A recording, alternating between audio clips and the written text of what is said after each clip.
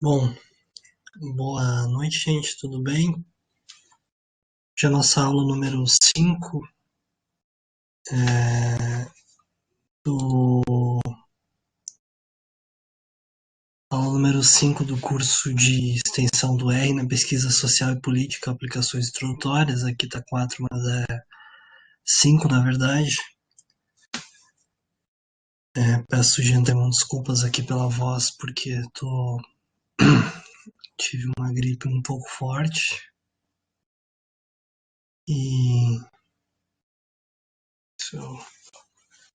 alguns problemas. Então, hoje o objetivo da nossa aula é introduzir, uma introdução intuitiva à regressão de mínimos quadrado-ordinários e a regressão logística binária,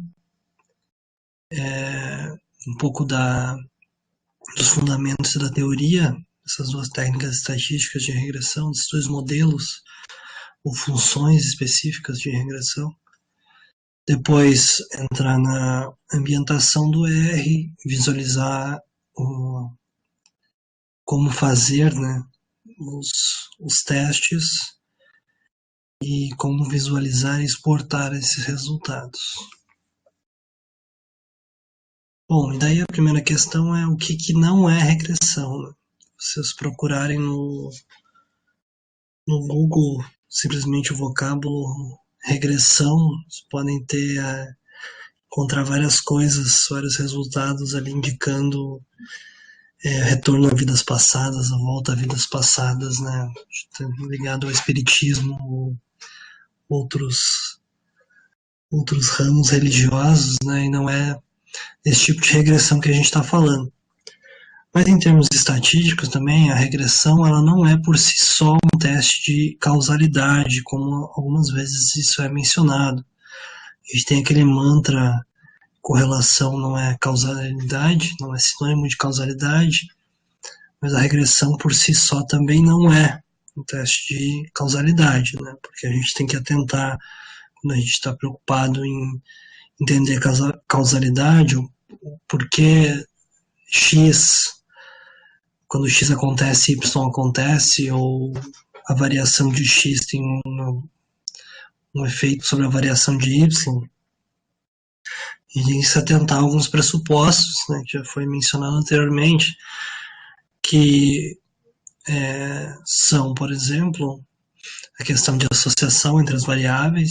Nesse caso, a regressão é uma técnica bastante poderosa para identificar isso, a associação entre uma variável e outra, ou um conjunto de variáveis sobre uma variável.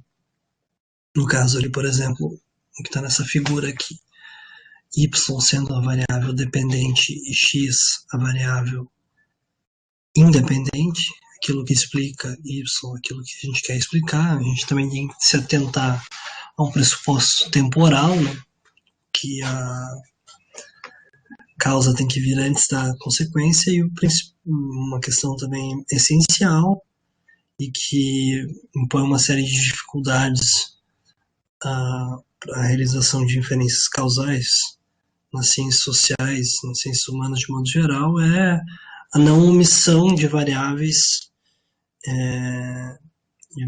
importantes. Por exemplo, se a gente pensar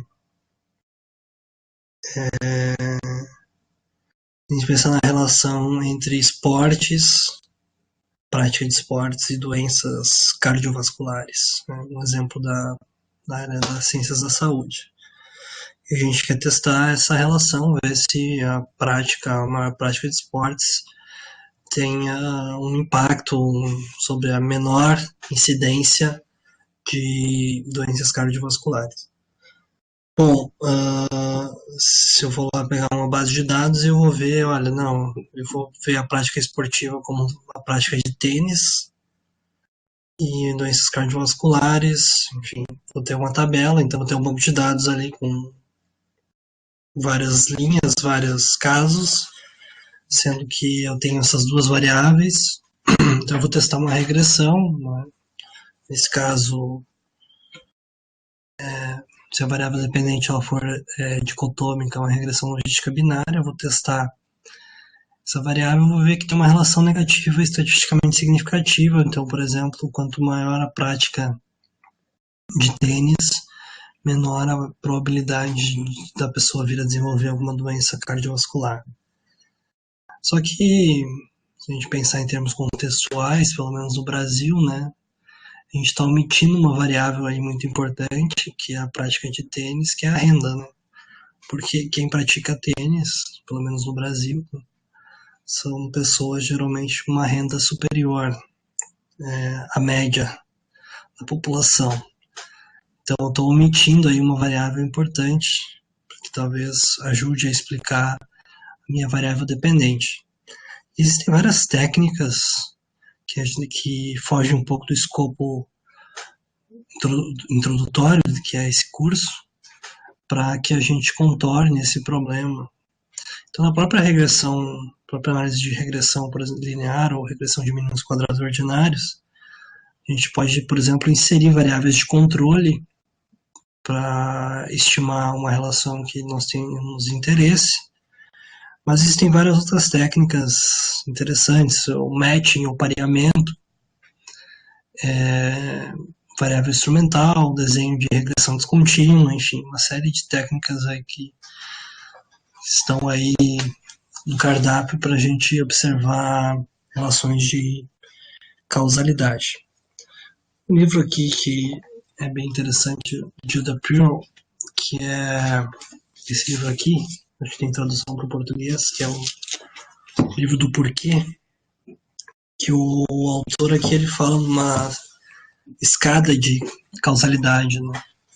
Em que no primeiro degrau a gente tem a observação da associação entre variáveis, depois a gente tem o espaço da intervenção, que daí eu acho que se refere mais a experimentos randomizados, e, enfim, controle ou intervenção, teste de alguma intervenção específica. E depois a gente tem no último degrau a ideia do contrafactual, que é observar se, por exemplo, caso a variável independente não estivesse presente, a variável dependente teria o mesmo comportamento ou não. Então, no caso, a gente pensar, por exemplo, se um trabalho bem interessante que foi publicado na Brazilian Political Science Review sobre o efeito de mulheres, o efeito da eleição de mulheres prefeitas sobre o voto em mulheres no futuro. E para fazer isso, os autores se utilizaram de um desenho de regressão descontínua, em que você observa os casos próximos da margem. Então, aquelas mulheres que foram quase eleitas, perderam por muito pouco, e as mulheres que quase perderam, ganharam por muito pouco. Então, aí você tem um contrafactual. Então, municípios provavelmente semelhantes, em que se diferencia só essa questão da mulher, de uma candidata mulher ter sido eleita ou não, e verificam se isso tem efeito posterior na eleição, nos votos de mulheres, e eles identificam um efeito positivo, ou seja, exposição ao tratamento, nesse caso, que é a uma mulher prefeita da cidade, tem efeito sobre a votação da população em candidatas mulheres para outros cargos. Mas, enfim, existem várias técnicas para a gente inferir causalidade, trabalhando com dados observacionais, que é a grande maioria das pesquisas em ciências sociais trabalha. Bom, e o que é Desculpa. O que é a regressão? A análise de regressão, no caso aqui múltipla, mas poderia ser bivariada, é uma técnica estatística que ela pode ser usada para analisar a relação entre uma única variável dependente e múltiplas variáveis independentes preditoras. Geralmente nas ciências sociais a gente está preocupado com explicação dos fenômenos e não predição, mas em outras áreas, conhecimento e no mercado, Geralmente a gente vai ver bastante coisa preocupada com predição, ou seja, a partir de uma determinada distribuição da variável independente, qual vai ser o comportamento da variável dependente. E a gente vai ter diferentes modelos de regressão para diferentes tipos de dados, principalmente no quesito tipo de variável dependente. Nesse caso aqui eu botei alguns exemplos muito simples, né, e relações bivariadas nesse caso, então entre uma variável dependente e uma variável independente. Então, no caso, por exemplo, testes sobre a prática esportiva, sobre doenças, peso sobre altura, gastos de campanha e votos, investimento público em melhoria em índices sociais, capacidade estatal, qualidade de políticas públicas. Cada um desses casos tem uma relação bivariada que pode ser testada por um modelo de regressão, dependendo de como foram mensuradas, né, nas variáveis. A partir disso vai variar também o tipo de modelo que vai ser utilizado. E um ponto importante é a gente sempre se preocupar com a questão de não omitir variáveis que são importantes para a explicação, né? Por exemplo, no caso de votos, a gente pensar, tem uma literatura muito grande aí sobre determinantes da vitória eleitoral de candidatos e candidatas. Então, se a gente estimar uma relação só a partir de gastos de campanha, né, a gente vai estar omitindo outras variáveis que são importantes, como, por exemplo, o candidato está buscando a reeleição, exposição na mídia, enfim, uma série de variáveis que são importantes para explicar o número de votos conquistados. Então, a regressão ela é uma ferramenta poderosa para a gente estimar as relações entre uma variável dependente e várias variáveis independentes ou de controle. Bom, a regressão ela tem origem no trabalho do Francis Galton, os primeiros geneticistas, que ele estava preocupado em investigar a relação da altura dos pais, de pais e filhos.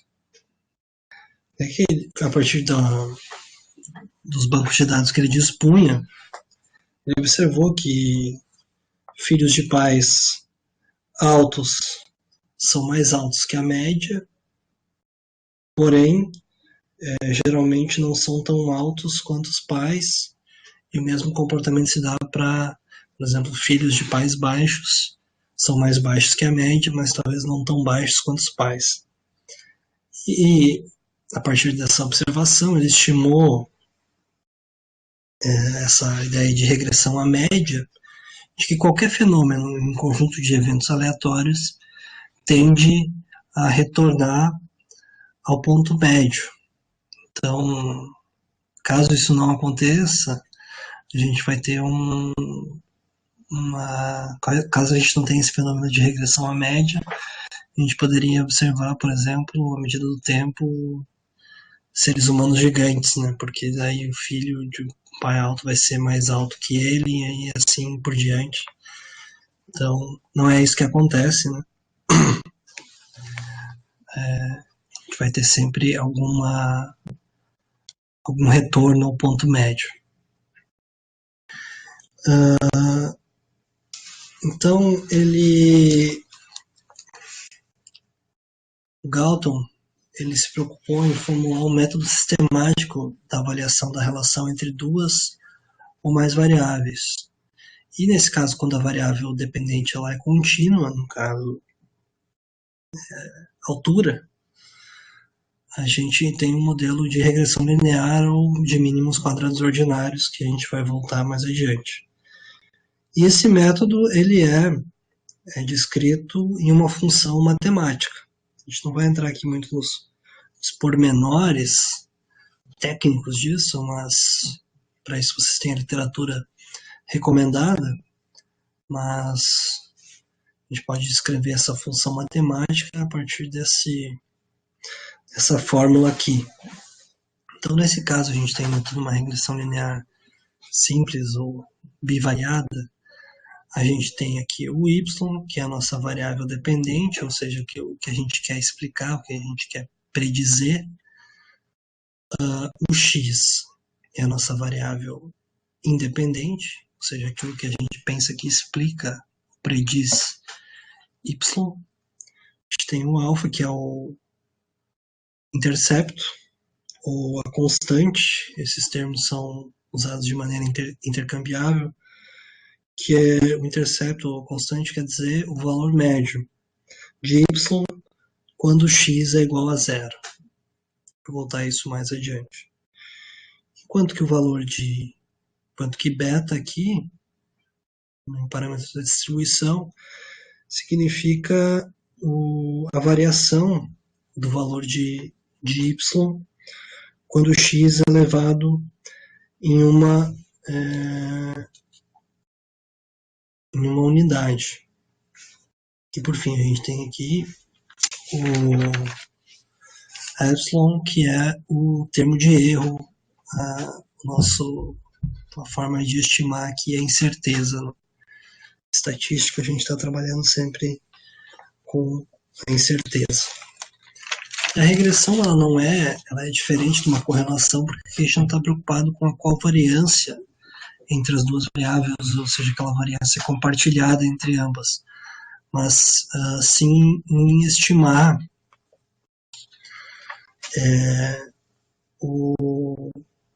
a variação de uma sobre a outra. Então a gente está preocupado em entender como y varia em função da variação de x. Então, esse modelo simples aqui, ele é constituído por uma parte que é observada nos dados, que é y e x, nossas variáveis, e outra parte que é estimada matematicamente, que são os coeficientes, a constante, o intercepto e o valor de beta.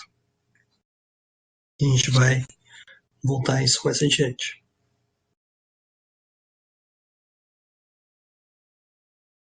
Então, se a gente pensar, por exemplo, uma relação simples, que é o cálculo do peso de uma pessoa a partir da altura. Então, tem peso como variável dependente, y, e altura como variável independente, x. Então, nesse caso, tem uma regressão linear, uma regressão de mínimos quadrados ordinários, e eu chego nesse valor aqui, peso, ou y, igual a menos 60 mais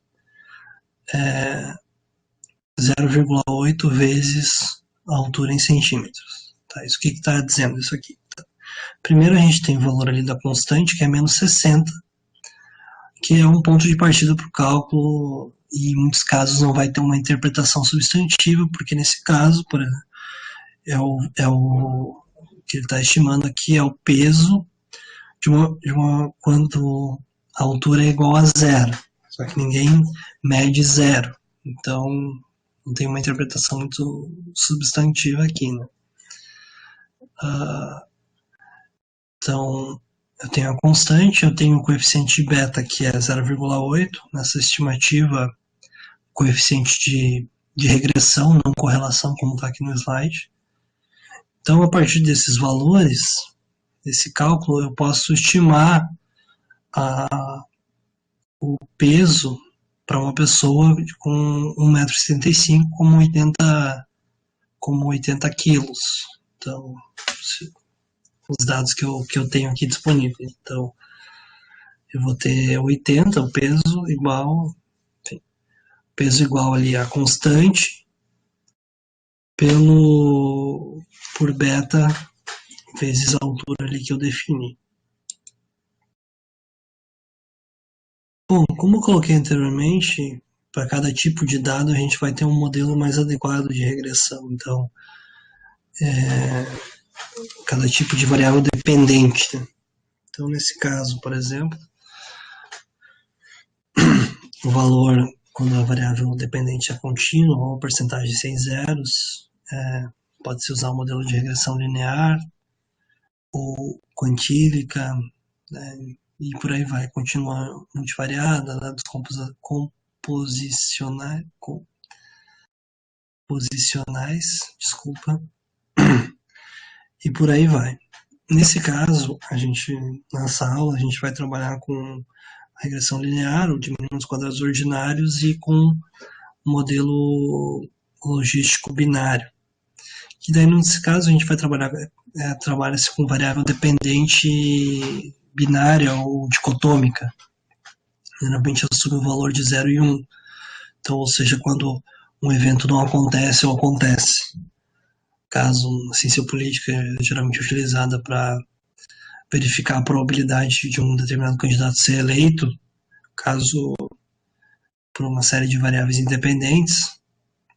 A gente pode pensar, por exemplo, na aderência ou não de um governo municipal a uma política pública, um país a um tratado internacional, enfim. Quando eu tenho esse comportamento da variável dependente com binária, vou trabalhar com modelo logístico e assim por diante.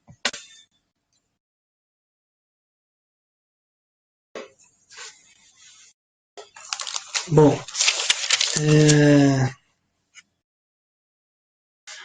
por que regressão linear ou regressão de mínimos quadrados ordinários? Né? Vão ouvir ou ler esse termo também de maneira intercambiável em manuais de metodologia, quanto artigos científicos. Mas daí a gente tem que entender, né? Por que linear?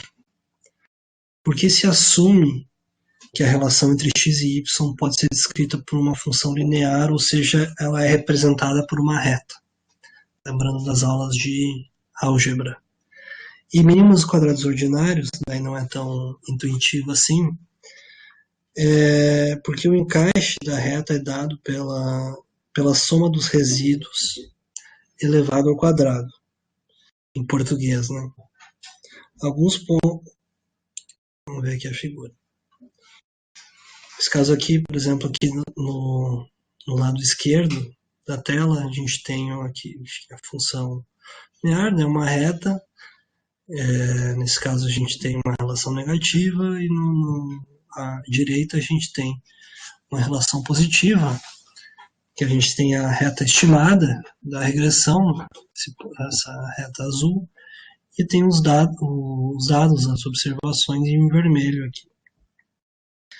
E a distância de cada um desses pontos vermelhos da reta, ela é estimada, a gente tem a diferença entre o ponto e a reta como um resíduo, cada um desses resíduos é elevado ao quadrado.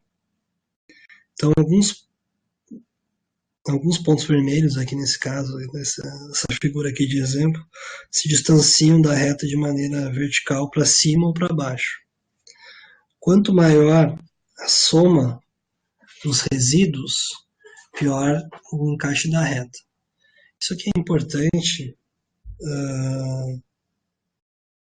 e daí mínimos quadrados ordinários surge disso, porque cada valor residual é elevado ao quadrado.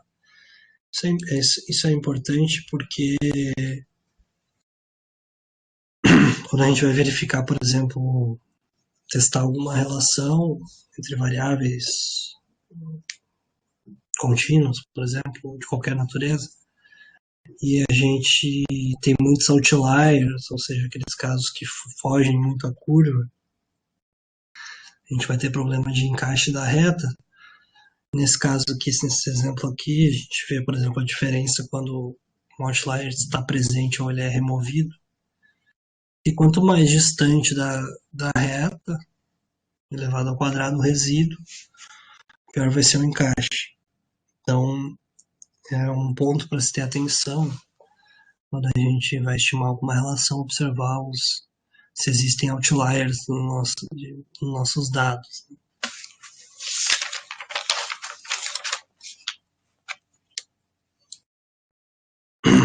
Bom, e as etapas para a gente fazer uma regressão de mínimos quadrados ordinários? Primeiro a gente tem que definir, claro, nosso problema de pesquisa, e a partir daí a gente vai selecionar o que é a variável dependente, o que é y, e quais são as nossas variáveis independentes. Então a gente vai definir uma hipótese de uma relação esperada entre x e y, entre um conjunto de x e y. Depois a gente vai levantar o nosso banco de dados, né?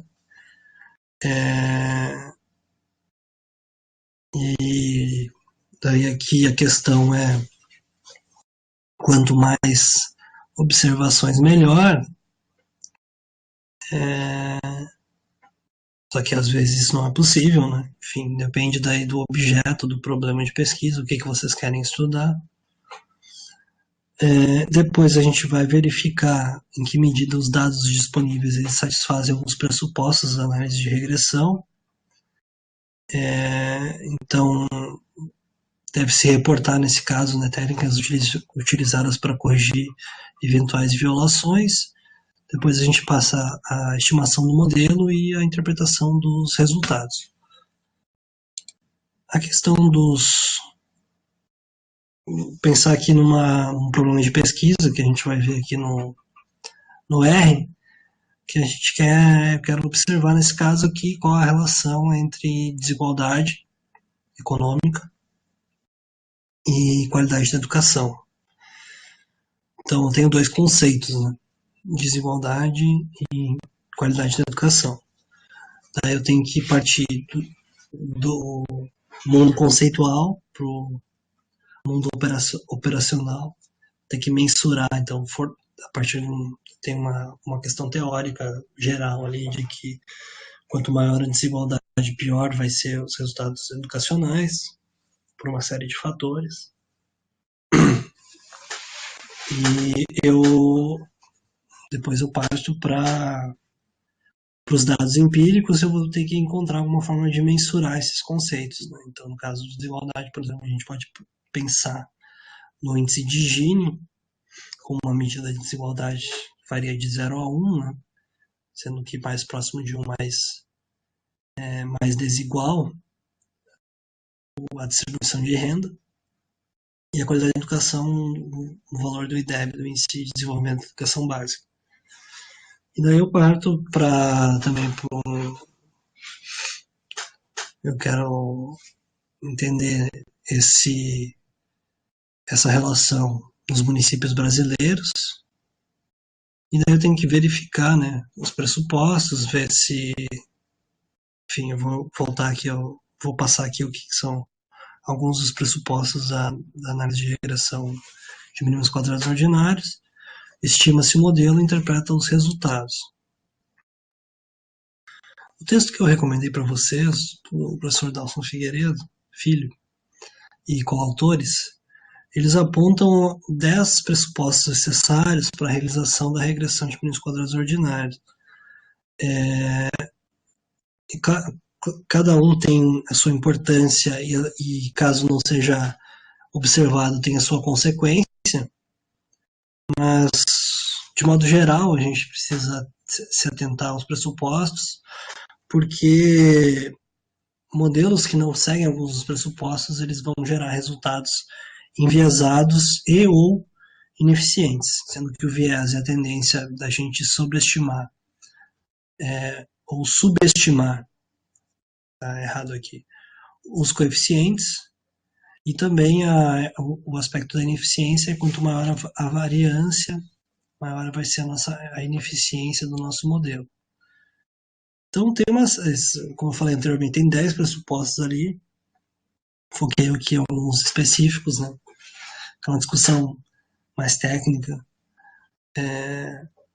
mas cada uma tem a sua devida aplicação no R, pode ser feita. Mas alguns deles, que a relação entre x e y deve ser linear, o pressuposto da linearidade, a mensuração das variáveis é adequada, as variáveis independentes elas não estão correlacionadas, ou seja, não tem um problema de multicolinearidade, isso pode enviesar os resultados. Todas as variáveis independentes teoricamente relevantes foram incluídas no modelo, isso é um aspecto mais substantivo do que simplesmente técnico. A razão entre o número de casos e variáveis é alta, daí vocês vão ter diferentes medidas para isso, de acordo com um manual específico de metodologia, alguns falando que a cada variável independente incluída no modelo você tem que incluir 50 observações, e tem outras formas de mensurar o que seria uma razão alta da relação entre o número de casos e variáveis independentes. E tem um aspecto da homocedasticidade, que é uma coisa difícil de explicar e fácil de entender.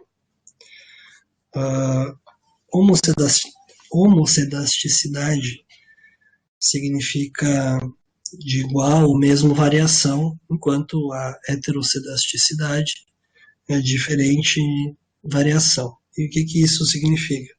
Esse pressuposto assume que o termo de erro tem uma variação constante para os diferentes valores da variável independente. Então, é uma questão dos resíduos aqui. Então, na figura ali da esquerda, tem um caso de homocedasticidade, porque os valores, eles não têm um padrão, eles não crescem, não se distanciam da reta ao longo da sua distribuição. E no outro caso, eu tenho esse problema. Então, isso também é importante de verificar, porque isso pode enviesar o modelo. E daí tem testes específicos para verificar isso no R. Isso é interessante. Todos esses pressupostos vão ter consequências, caso eles não sejam seguidos, né, eles vão ter consequências específicas no modelo. Também tem uma outra questão, né, que é como a gente trabalha com dados observacionais. Geralmente a gente trabalha com dados da população, por exemplo, total de candidatos, total de municípios. Tem uma série de questões aí a serem ponderadas, a serem verificadas. Bom, no caso ali da nossa relação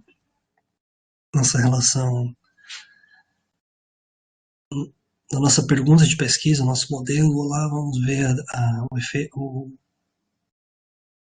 impacto da desigualdade sobre a qualidade da educação, né? A gente tem um modelo, então, que y é igual ao IDEB e x é igual ao índice de Gini. Esse aqui é um output do R, depois a gente vai ver isso especificamente lá no software mesmo. Mas aqui a gente tem o modelo linear, a fórmula, né? E aqui a gente tem o nosso modelo. E aqui a gente tem o valor estimado aqui, esse valor é de beta, né? O coeficiente não padronizado, o erro padrão, e o valor GT aqui, que é o coeficiente padronizado, e daí a gente tem o valor p-valor, ou valor da significância estatística. Então aqui a gente tem, por exemplo, o intercepto de 8,9, ou seja, o valor do IDEB, caso o índice de Gini fosse igual a zero. A gente não tem, né, na nossa população de municípios nenhum município com índice de Gini igual a zero, que seria a igualdade total da distribuição de renda, distribuição de riqueza. A gente, nesse caso, teria um valor de 8,9. E a gente tem aqui o valor estimado do índice de Gini, com o crescimento de uma unidade do índice de Gini, o impacto disso no IDEB. Então a gente tem uma relação negativa, ou seja, aumenta a desigualdade, diminui o valor do IDEB.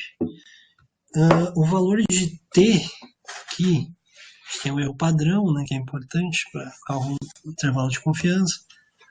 E no valor de T, ele tem uma interpretação, ele é comparável quando a gente trabalha, por exemplo, com uma regressão que tenha várias variáveis independentes, só que ele tem uma interpretação um pouco intuitiva, né? Nesse caso,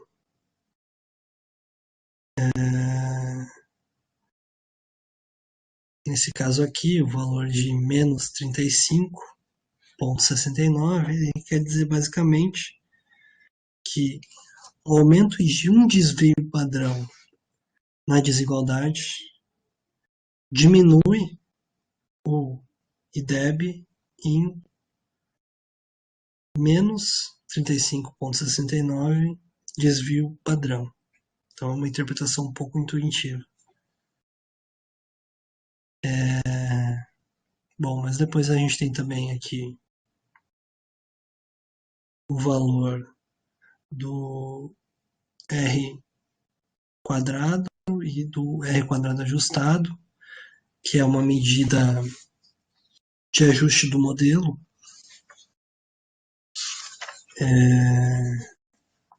O coeficiente de determinação, ou seja, o que é explicado nos dados da relação entre as duas variáveis, nesse caso que a gente está testando. Mas nas ciências sociais, de modo geral, essa interpretação, enfim, a gente tem que reportar esse dado, mas isso não quer dizer que um R quadrado muito alto seja necessariamente bom, um R quadrado ajustado baixo seja necessariamente ruim. Um valor de F, enfim, por aí a gente vai. Então, nesse caso aqui, a gente tem os resíduos do modelo, a estimativa beta, o coeficiente da regressão, né?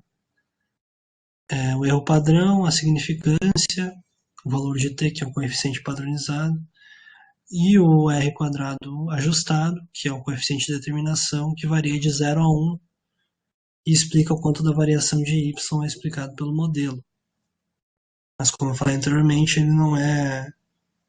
O valor alto não é necessariamente bom e o valor baixo não é necessariamente ruim. Bom, e a regressão logística binária, o modelo Logit, a gente trabalha quando a gente tem uma variável dicotômica, variável dependente dicotômica, ou seja, com duas categorias, e isso viola alguns pressupostos da regressão de mínimos quadrados ordinários, em especial o pressuposto de linearidade. Desculpa. Então, os coeficientes do modelo, eles não são dados pela específica questão da variação, mas em razão de chances ou em probabilidades. É isso que a gente interpreta no modelo de regressão logística. Então, aqui em específico, aqui a forma da relação logística, né? Então, a gente vai ter duas categorias e a gente vai observar isso, a probabilidade de uma coisa acontecer ou não. Por exemplo, o fato do candidato ser eleito ou não, a partir de uma variável independente ou várias variáveis independentes, e pode-se usar variáveis independentes contínuas ou dicotômicas também. Essas figuras aqui são retiradas do texto que está como leitura complementar para a aula de hoje. Bom, a fórmula aqui é semelhante, né? Então, y representa a variável dependente, aquilo que a gente quer entender, explicar, predizer. X representa a variável independente, a gente tem o intercepto, novamente, que representa o valor de y quando x assume o valor zero. Coeficiente de regressão beta, que representa a variação observada em y associada ao aumento de uma unidade em x. E o termo estocástico, o termo de erro, representa o erro do modelo.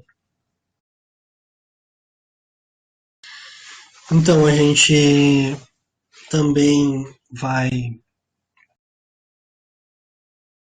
Tudo começa com a pergunta de pesquisa, né, sempre. A partir da pergunta de pesquisa, a gente vai, né, por exemplo, seja modelo de regressão ou a estimação das variáveis, mensuração dos conceitos de interesse. Então, no primeiro estágio, a gente vai identificar a variável dependente, observar os requisitos técnicos, estimar o modelo, interpretar os resultados. E um quinto passo que geralmente não é feito nos trabalhos de pesquisa, nos artigos você não vai observar isso geralmente, mas que é importante, que é a validação dos resultados, que é também o que se faz em modelos de machine learning, aprendizado de máquinas. Você vai retirar uma amostra do banco de dados que você tem e vai estimar novamente o modelo com as mesmas variáveis e vai observar se os resultados são semelhantes ou não. No nosso caso aqui, a gente vai trabalhar uma variável dependente, que é se o candidato foi eleito ou não deputado federal em 2018. Então, a gente vai ter que, enfim, observar o número de casos, outliers, adequação da mensuração, e a gente vai ajustar o modelo considerando como variável independente, entre outras, o fato do candidato ser incumbente, ou seja, disputar a reeleição, depois interpretar os resultados e validar os resultados. No output aqui do modelo de regressão logística binária, a gente tem um valor aqui semelhante a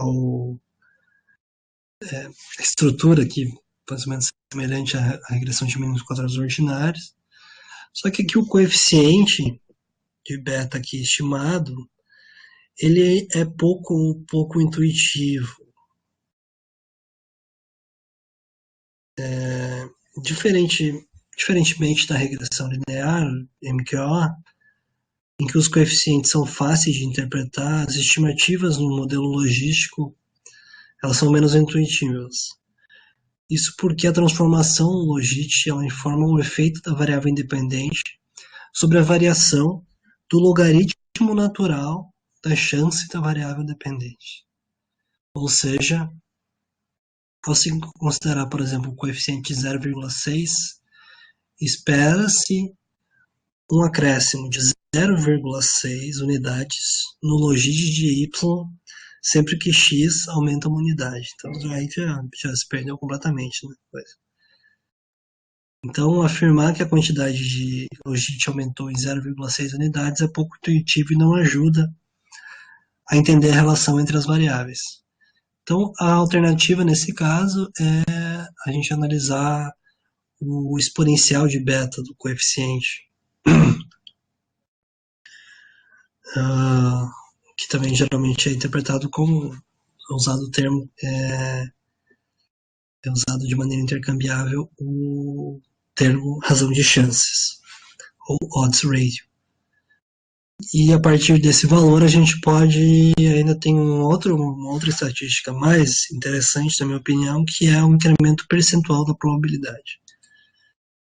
Então, nesse caso, por exemplo, a gente tem ali uma forma específica de fazer isso no R. Então, a gente vai ver aqui, por exemplo, tá, que a gente tem o p-valor, né? A gente tem uma relação estatisticamente significativa, p-valor menor que 0,00000001. Por aí vai, a gente tem uma razão de chances de 40. Isso quer dizer, basicamente,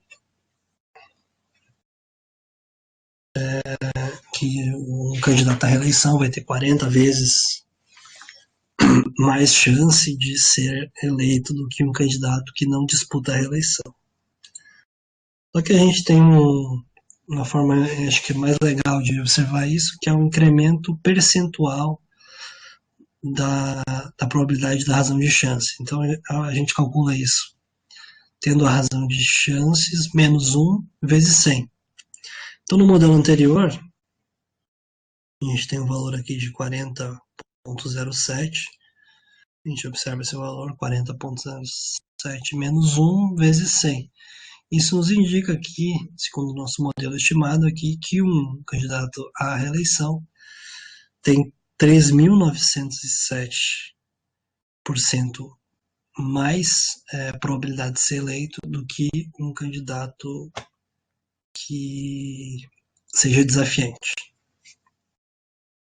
Isso demonstra, mesmo numa eleição como 2018, que teve um recorde de novatos sendo eleitos, os candidatos à reeleição ainda assim têm uma probabilidade muito maior de voltarem do que de um desafiante ser eleito, claro, porque os candidatos à reeleição são em número muito menor do que os candidatos desafiantes.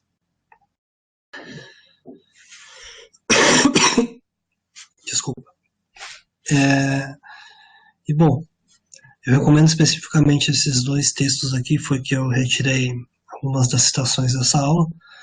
Esse texto aqui do Fernandes e colaboradores sobre a regressão logística e do professor Nelson Figueiredo Filho sobre a regressão de mínimos quadrados ordinários.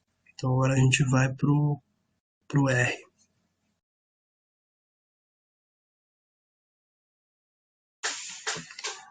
Bom, então vamos lá.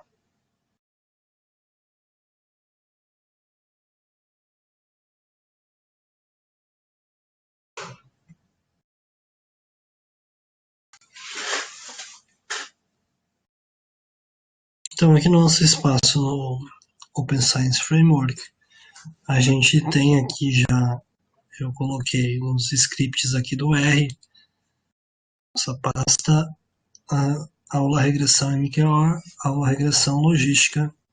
Então aqui eu já fiz o download, né? E abri a aula de regressão de mínimos quadrados ordinários. Já vou abrir aqui também a aula de regressão logística. Está aí. Bom, eu quero testar, nesse caso, a relação, várias relações na verdade, mas eu quero usar o banco de dados que eu montei para vocês aqui. A gente montou uma parte juntos e depois eu acrescentei mais algumas variáveis. Esse banco aqui, cidades BD.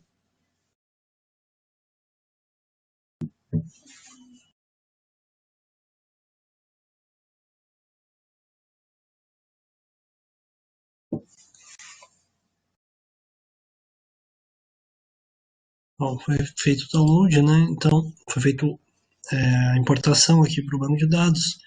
Sempre lembrando, né? Vocês vão colocar o nome aqui de um objeto, poderia ser outro nome aqui. A função, nesse caso, como o arquivo é separado por vírgulas, a gente usa essa função aqui, read CSV, read.csv. Eu gosto sempre de usar esse comando aqui, o file.choose, porque ele possibilita que a gente procure o data frame específico que a gente quer trabalhar, e daí, enfim, vocês vão ter que usar, né, o separador, como que a informação está separada, se existe um decimal, e as aspas, né?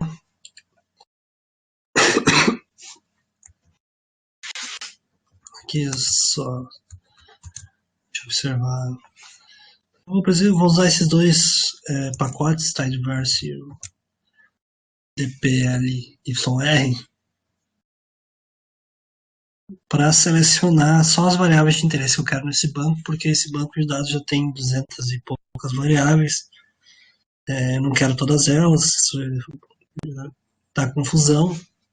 Então eu vou separar um subconjunto de um mesmo banco de dados, só que com só as variáveis de interesse. Então aqui eu coloquei, por exemplo, o código do município, o ID do município, o nome do município, estado, e as variáveis de interesse aqui para testar as relações, que é o IDEB, o PIB per capita, o índice de desenvolvimento humano e o índice de giro.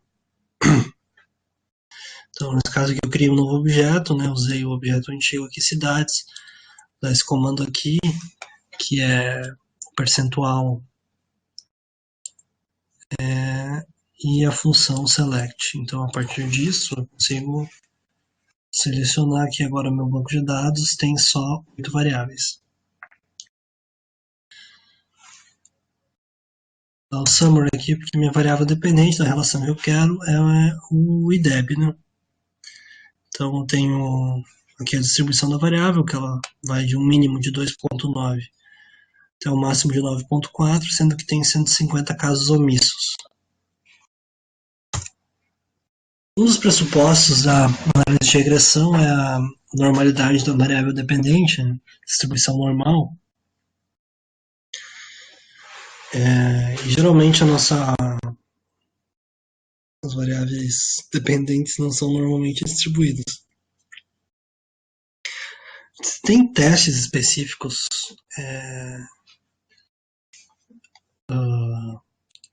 para a gente verificar a normalidade de uma distribuição. Por exemplo,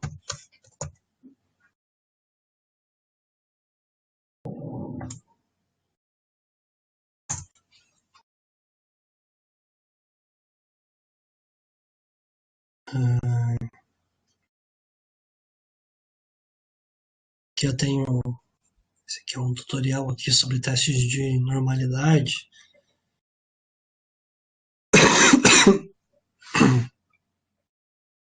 Então tenho testes específicos, como um teste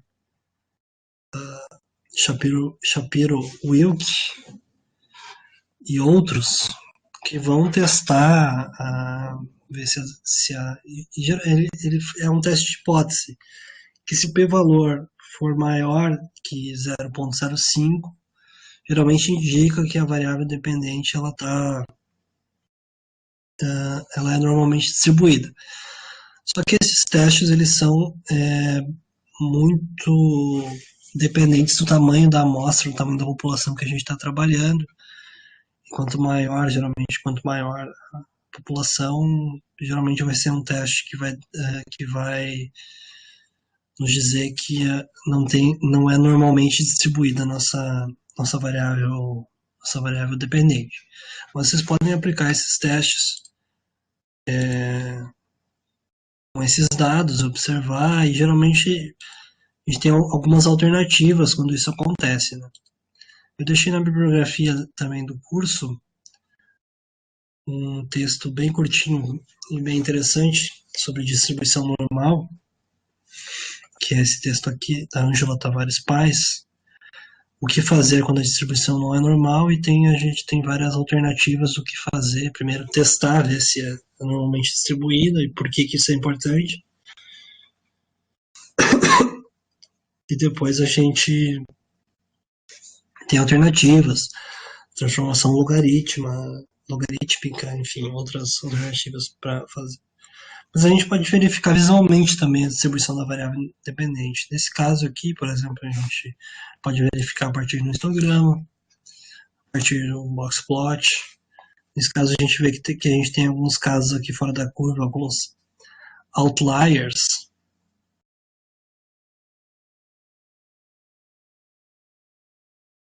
E a gente pode ter uma grande literatura para o que fazer com outliers. Pode-se estimar o modelo com todos os casos, e depois se estimar o modelo sem os outliers, comparar, enfim. Você tem muitas possibilidades aí. Isso aqui é um gráfico de densidade para observar a variação. Então, no caso da distribuição aqui, ela está um pouco inclinada para a esquerda. Né? Então a gente provavelmente essa distribuição não é normal, mas a gente vai fazer os testes mesmo assim, para ver o que acontece. De outra forma, é com esse gráfico aqui.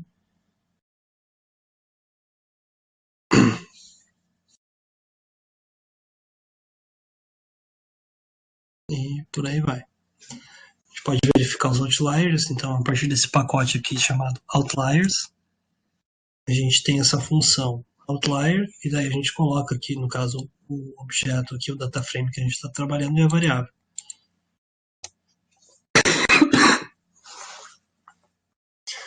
A gente observa que tem um outlier que está com valor de 9,4. A gente pode vir aqui no RStudio, clicar na visualização aqui no data frame, a gente vai ver o IDEB 2019, né, se lembrem.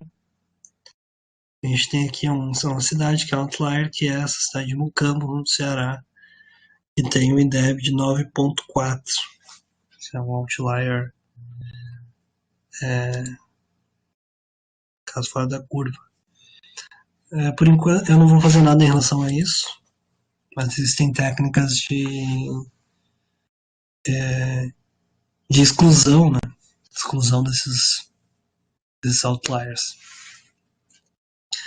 Com variáveis independentes, a gente vai trabalhar com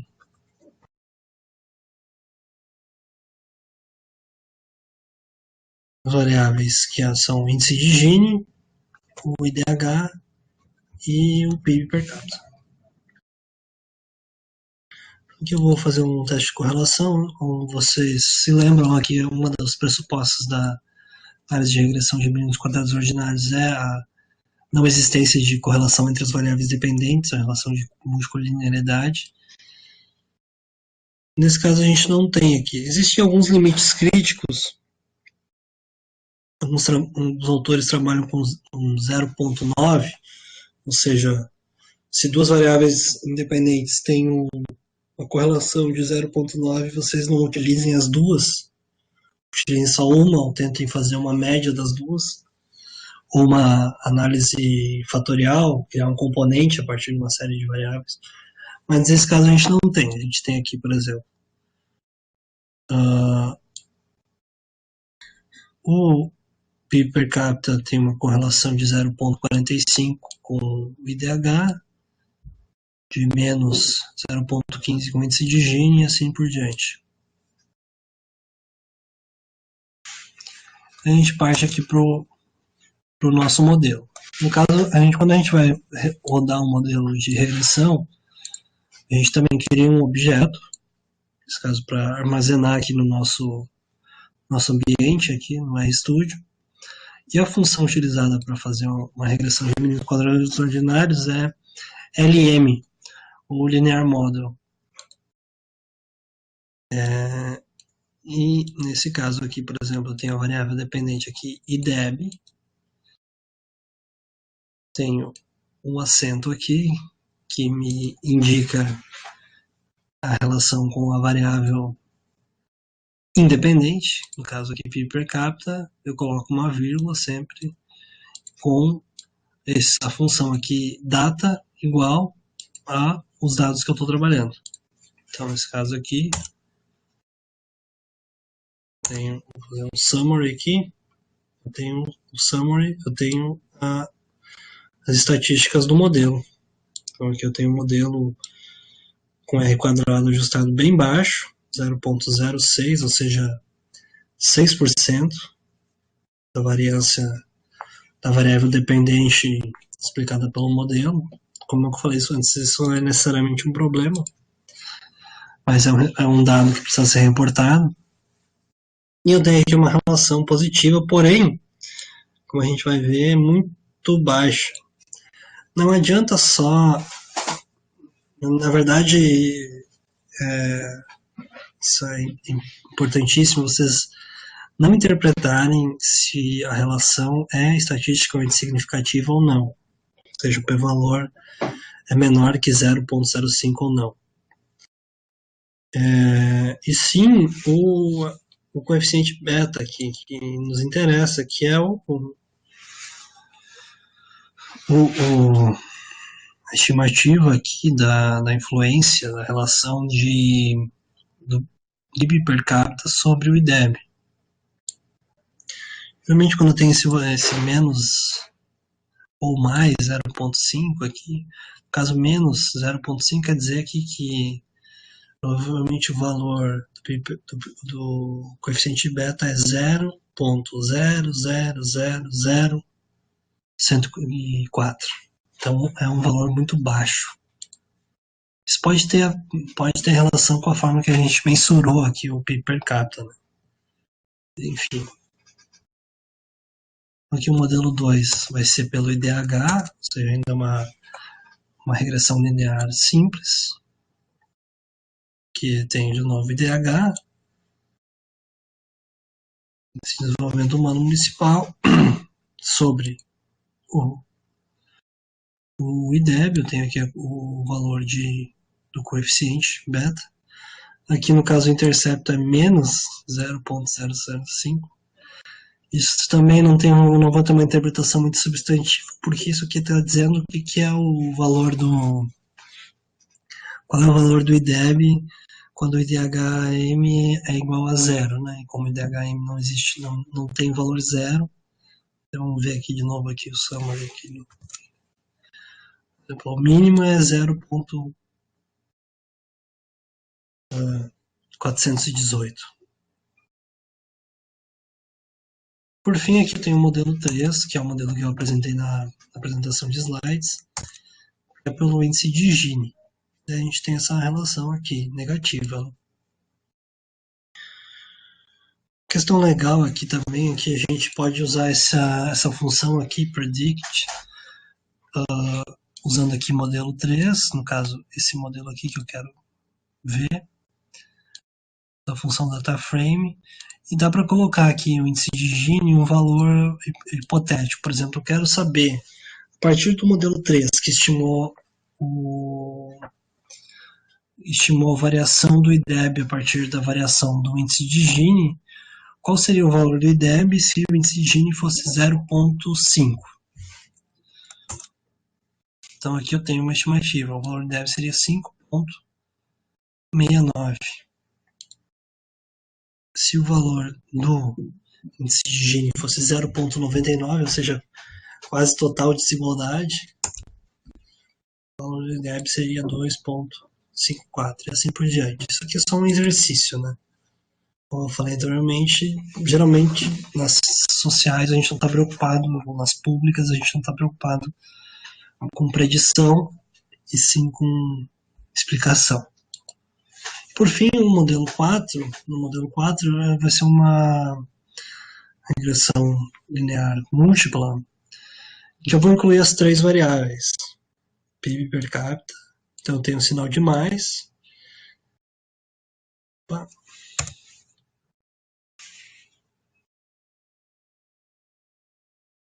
índice de desenvolvimento humano, índice de Gini e os dados aqui. E daí eu tenho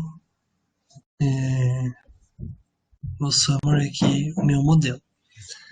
Esse pacote aqui de cima que eu carreguei, TextReg, ele facilita a visualização dos resultados de modelos de regressão. Então, a partir dessa função aqui, ScreenReg, vocês podem ver, por exemplo, os dados de um modelo específico. Então, vou botar aqui.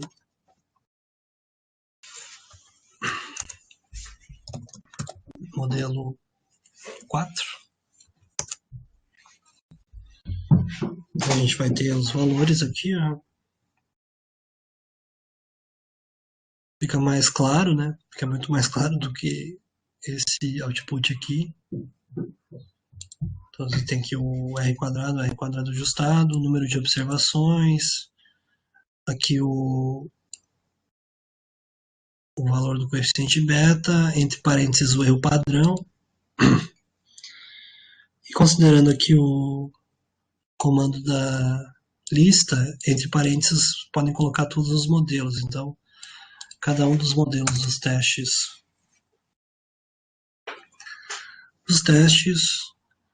e os seus valores específicos. Então a gente tem no modelo 1 estimando o IDEB pelo PIB per capita, no modelo 2 o IDEB pelo índice de desenvolvimento humano, no modelo 3 o IDEB pelo índice de Gini e no modelo 4 todas as variáveis inclusas.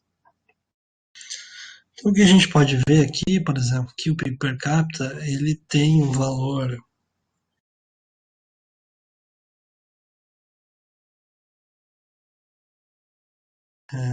muda a direção do coeficiente. Isso aqui é importante entender por que isso aconteceu. Porque provavelmente quando a gente controla a relação por uma outra variável, por exemplo, o índice de desenvolvimento humano, o PIB per capita não tem o mesmo efeito. O índice de Gini, enfim, a gente vai teria que investigar o que está acontecendo aqui. Mas a gente vê que, por exemplo, que o índice de Gini e o IDH eles seguem a mesma relação. Então, ou seja, quando cresce uma unidade do IDH, o IDEB ele cresce 7,85 nesse caso aqui. e no índice de Gini ele decai, e assim por diante. Você pode testar, a gente pode observar uma série de outras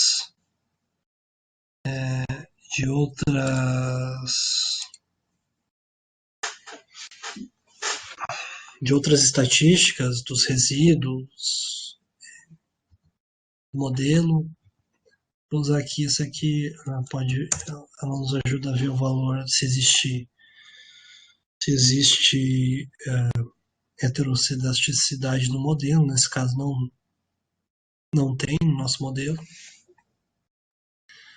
mas vocês podem ver outras estatísticas. Por exemplo, aqui eu vou botar modelo.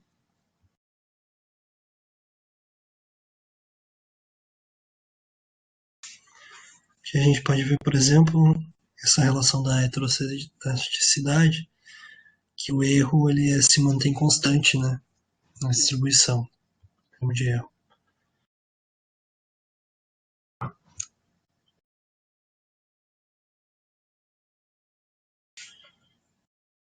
O valor de Cook, que é a gente vê alguns casos outliers aqui, nosso modelo, e assim por diante.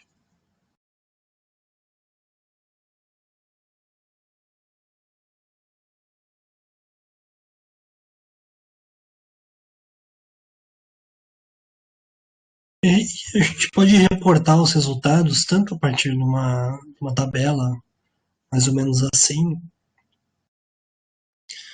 ou a gente pode reportar os dados graficamente. Então eu vou usar esse pacote aqui, .whisker, que ele nos ajuda a ver as relações. Então aqui a função é dwplot.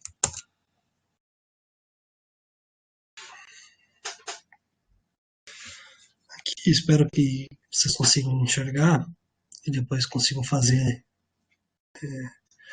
utilizando esse script no RStudio de vocês. A gente consegue ver aqui o valor médio aqui dos coeficientes e o intervalo de confiança, né, calculado pelo erro padrão.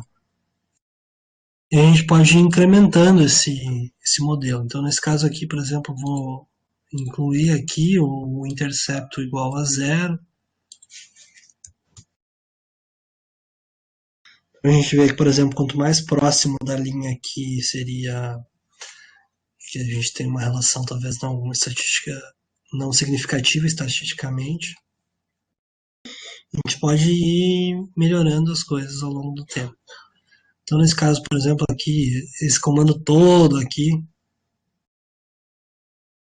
ele nos ajuda, por exemplo, aqui a gente tem esse comando aqui que é interessante, que é para renomear as variáveis independentes, né, os preditores. Então, no caso aqui, eu tenho a variável como ela está no banco, como eu quero que ela fique, assim por diante. Tem uma legenda, fica mais bonito, né, o gráfico. A gente tem aqui, ó, fica mais bonita a coisa. E também a gente pode reportar, vou usar esses dois pacotes aqui. Aí vocês podem fazer também aqui uma lista e colocar aqui modelo 1, modelo 2, modelo 3.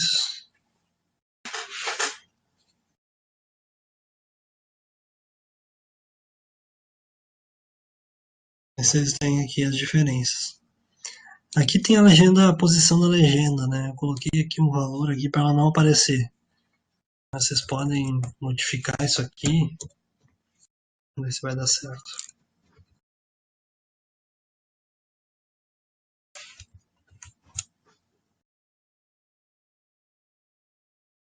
Não. Mas tem um valor específico aqui para vai aparecer a legenda aqui dos modelos, né? Por cor aqui.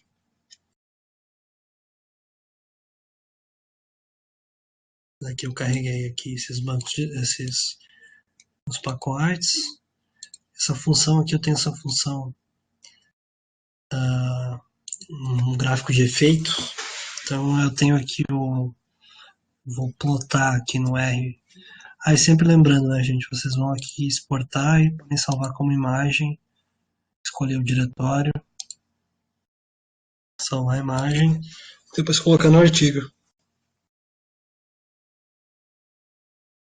Aqui é para ver a relação estimada aqui. A gente tem aqui, por exemplo, a relação entre IDEB e o índice de Gini. A gente tem aqui claramente, né, quanto cresce a desigualdade, diminui a qualidade da educação. A gente pode também ir incrementando, colocando intervalo de confiança. Esse outro tipo de gráfico aqui que fica mais...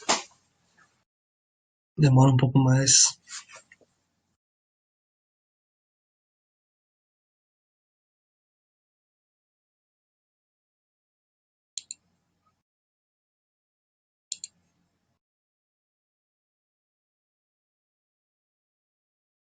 Que daí aqui eu tenho um effect plot, eu coloco o modelo preditor, né?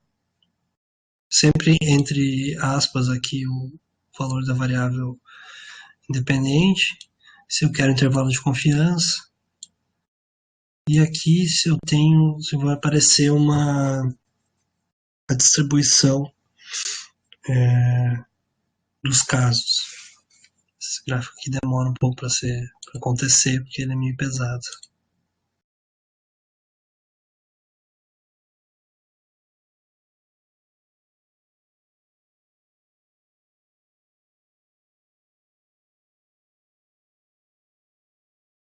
Aqui eu tenho esse outro gráfico aqui. Depois nesse mesmo pacote, o TextReg, a gente tem essa função HTML reg, que é para a gente exportar os resultados para um arquivo de Word.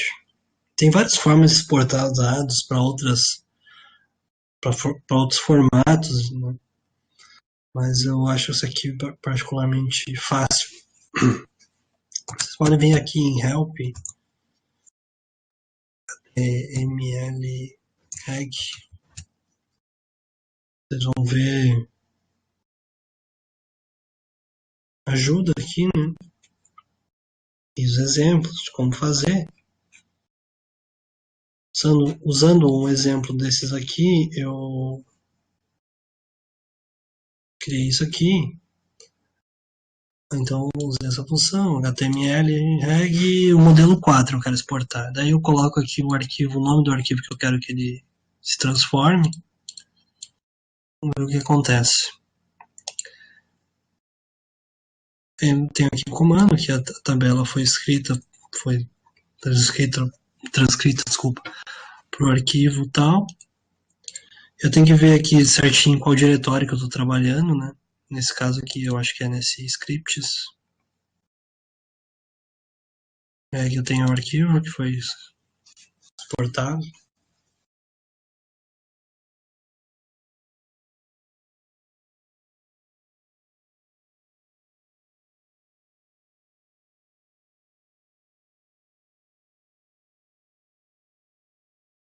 E daí eu tenho aqui a sua exportação, né, para o R. Tem outras, como eu disse, tem outras maneiras de fazer isso. Maneiras mais bonitas de fazer isso. Essa é uma delas.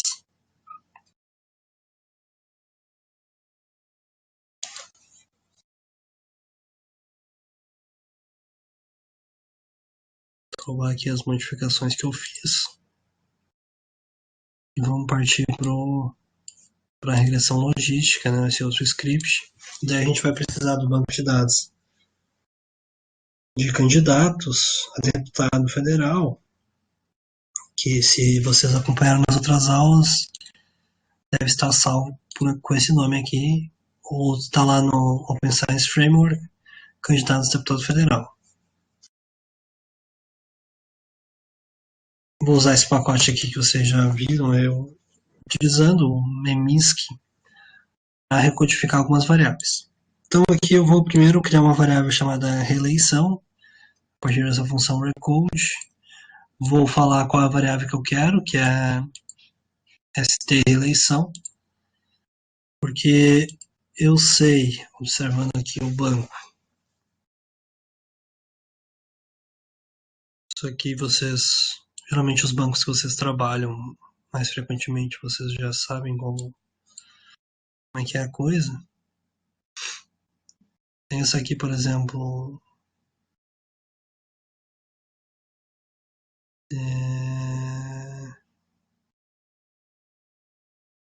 st reeleição, daí se o candidato está concorrendo à reeleição, se ele preencheu lá na época que ele fez a candidatura, se ele preencheu que ele está concorrendo à reeleição ou não.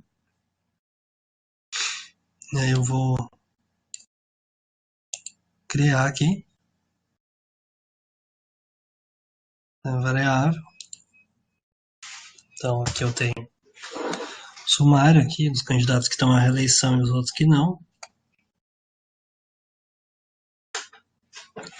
Criar uma variável se o candidato se declara mulher ou não, a partir das categorias do TSE, né? Vamos frisar.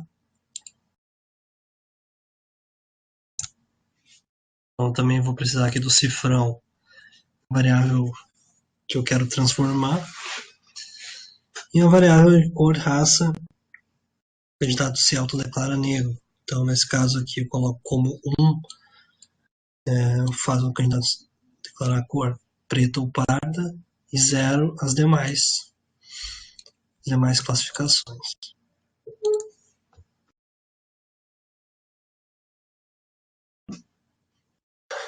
Desculpa.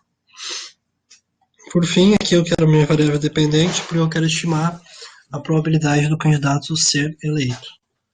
Então, a variável dependente ela é dicotômica, né? Então, o fato de um evento ocorrer ou não ocorrer. Eu tenho aqui a minha variável que está no banco de dados original, no dataframe, é assim, DS, situação, total, turno, que eu sei, a partir, depois de verificar aqui o banco de dados, que é a variável que me interessa, e eu vou colocar como 1 o fato de ser eleito. Aqui tem várias classificações, né? Eleito por média, eleito por quociente, e o 0 não eleito ou suplente. Então, eu vou colocar aqui como 0. Então eu tenho aqui novamente. Agora tá certo a coisa. Eu não sei se vocês se lembram que eu fiz na Logic quadrado, eu fiz esse mesmo procedimento. Só que a gente teve um número de candidatos eleitos menor, e era porque eu não tinha visto que está no banco de dados do TSE, está eleito por média, tem acento. Como eu não coloquei o acento, ele não identificou, então ficou como caso omisso. Então tem que se atentar a esses detalhes. Então aqui o modelo 5, daí agora é importante, para o modelo de regressão logística binária, a função é GLM,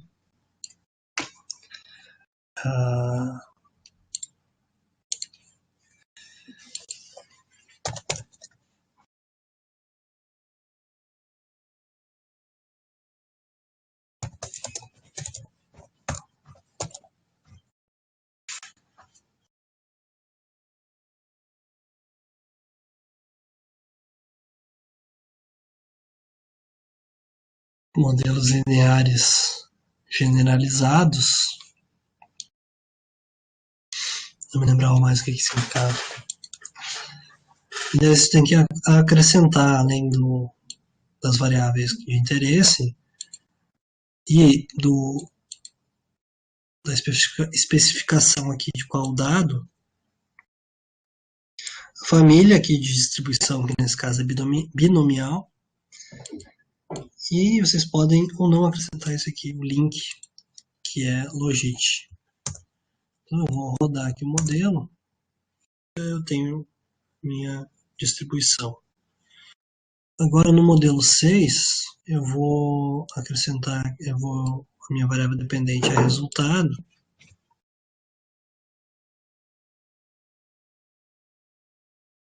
E tem uma coisa importante aqui que eu não mencionei antes. No script aí vocês vão abrir, tá tudo certinho, né, as variáveis, né? Mas se vocês vão digitar isso aqui, por exemplo, supostamente aqui o modelo 7 igual GLM, ok? E daí eu quero uma determinada variável. Então daí eu vou digitar aqui, resultado, aparece aqui no caso. Pode ser que não apareça, né? Vocês têm que saber mais ou menos como é que as variáveis estão nomeadas no data frame. Não terem problema, porque caso vocês tenham algum erro de digitação, alguma coisa, vai aparecer um erro aqui dizendo que o objeto não foi identificado. Por exemplo, se eu esqueço de colocar o ER aqui em mulher, aqui vocês têm aqui um erro, o objeto não foi identificado. Vou colocar aqui certinho a variável. Meu Deus, summary. Como eu falei anteriormente, a estimativa aqui do coeficiente ela não é nada intuitiva e muito complicada. Então, o que a gente faz? É uma outra função aqui, essa aqui, sum, é também para ver o sumário do modelo. Então, vocês têm aqui a informação do modelo, qual que é a variável dependente, o tipo de modelo, a família da distribuição, a função do link, o valor do pseudo R quadrado e assim por diante. Mas também aqui as estimativas dos coeficientes são valores não muito intuitivos. Então a gente vai usar esse pacote aqui, MFX, que ele agrega essa função logitor, que nos ajuda a ver a razão de chances. Então, no caso, esse primeiro caso, eu vou fazer aqui resultado pela reeleição, data, candidatos. Né? Aí aqui eu vou ter a razão de chances, o valor de 40,07. Vou fazer aqui a estimativa aqui do modelo, considerando as demais variáveis, seleção função logitor. Eu tenho aqui que quando eu controlo a relação por outras variáveis, o efeito da reeleição é menor, né? A razão de chance é menor. Passa de 40 para 33, mas ainda tem um sinal positivo e ainda é bastante grande. Então, como eu falei anteriormente, para a gente calcular o incremento de probabilidade em termos percentuais, a gente tem essa formulazinha bem fácil, que é a razão de chance menos 1 vezes 100. Então, nesse caso, por exemplo, do caso da reeleição, é 32,83 mais de 33,83 menos 1 igual a 32,83 vezes 100.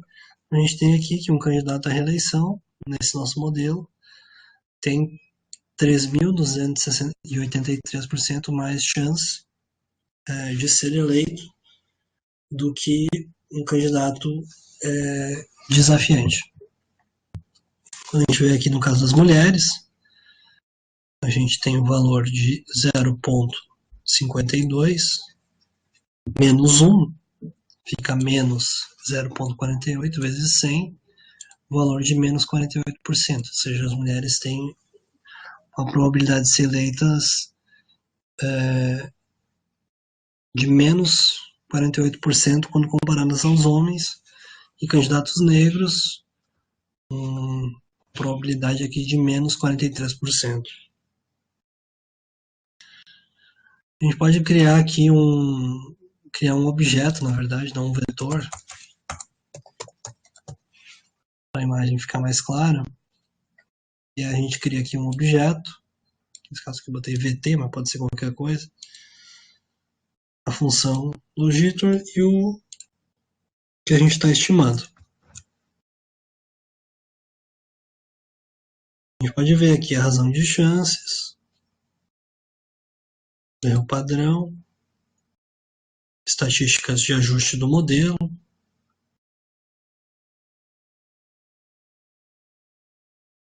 caso aqui eu já vou carregar de novo, mas já carreguei. Né? Vamos também usar o comando dwplot para plotar esse resultado aqui no gráfico. Posso usar também aqui alguns comandos que foi na regressão, na outra aula que eu usei.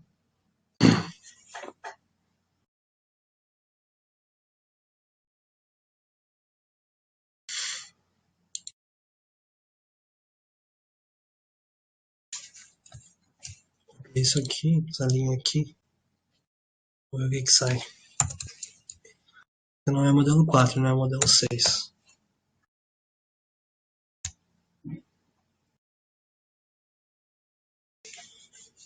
Só que daí o coeficiente aqui nesse caso ele é um coeficiente logit, né? Vamos ver aqui se ele consegue interpretar aqui. Daí ele não consegue, ó, nessa função dwplot, ele não consegue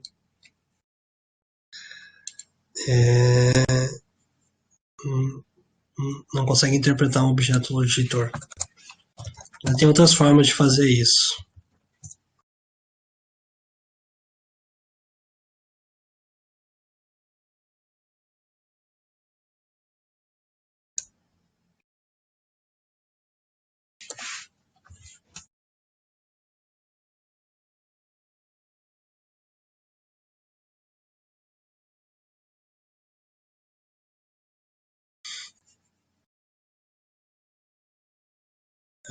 Também não vai.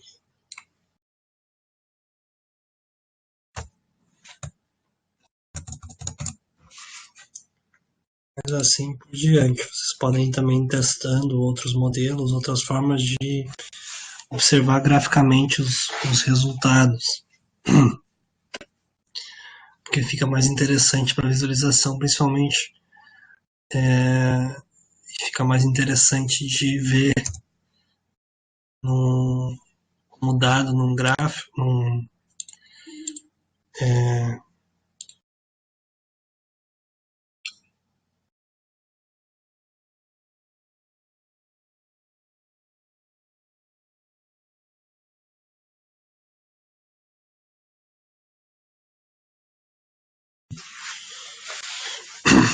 fica mais interessante de ver no artigo científico os dados sendo reportados de maneira gráfica para visualização desses resultados.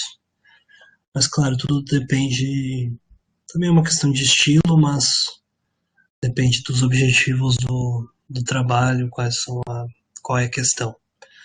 Mas o objetivo aqui da aula de hoje foi discutir brevemente uma introdução, na verdade, aos modelos de regressão de mínimos quadrados ordinários e de regressão logística binária e mostrar algumas aplicações no R. Como eu falei anteriormente, esses scripts já estão lá no nosso espaço no Open Science Framework. Vocês podem reproduzi-los, mas como eu disse nas aulas anteriores, né, eu recomendo que vocês utilizem a estrutura do script para ver outros dados e principalmente os bancos de dados que vocês estão trabalhando. Isso pode ajudá-los e ajudá-las de forma mais efetiva no desenvolvimento da pesquisa ou outra atividade que vocês estejam desenvolvendo. Mas é isso, eu desculpo novamente pela voz, eu estou me recuperando, espero que até a nossa próxima aula seja tudo certo. E desejo a todos e todas uma boa noite e até a próxima.